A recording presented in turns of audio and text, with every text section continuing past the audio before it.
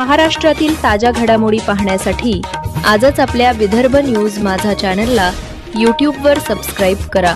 Vidarbha news माझा, आवाज जनसामान्यांचा। उपमुख्यमंत्री अजित पवार यांच्या विमानाला अपघात, लँडिंग वेळी दुर्घटना झाल्याची प्राथमिक माहिती मिळाली आहे।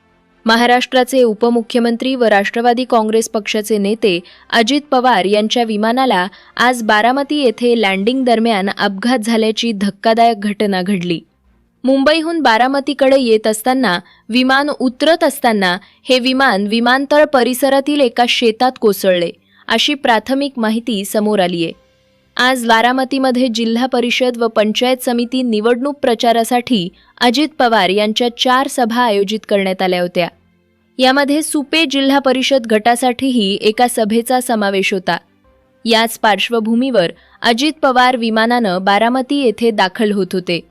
अपघातानंतर परिसरात काही काळ धुराचे लोट दिसून आले, तर घटनेची माहिती मिळताच बचाव व मदत कार्य तात्काळ सुरू करण्यात आले।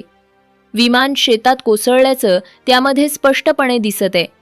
या विमानामध्ये अजित पवार यांच्यासह एकूण 7 जण प्रवास करत होते। अपघातानंतर सर्व जखमींना तातडीनं उपचारासाठी रुग्णालयात दाखल करण्यात आले आहे। सध्या सर्वांची प्रकृती तपासली जात असून अधिकृत माहितीची प्रतीक्षा आहे। दरम्यान या अपघाताचं नेमके कारण अद्याप स्पष्ट झाले नसून तांत्रिक बिघाड की इतर कारणांमुळे दुर्घटना घडली याचा तपास संबंधित यंत्रणांकडून सुरू आहे।